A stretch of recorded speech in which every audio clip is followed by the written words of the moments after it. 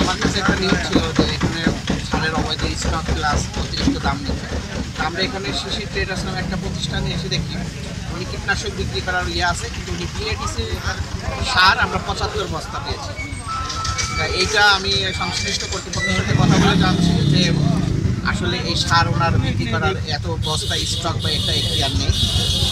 আর register বা এই যে লাল সালু বা বিভিন্ন যে বিষয়গুলো থাকে যে সার বীজ এগুলো যে স্টক বা মেনটেন করা, ওনার কাছে কিছুই নেই।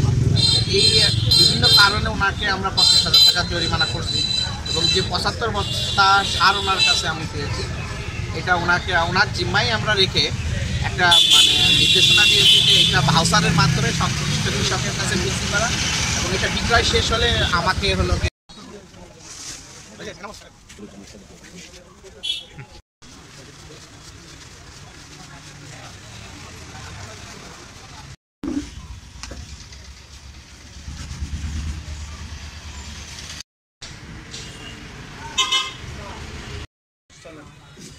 এই আপনার হ্যাঁ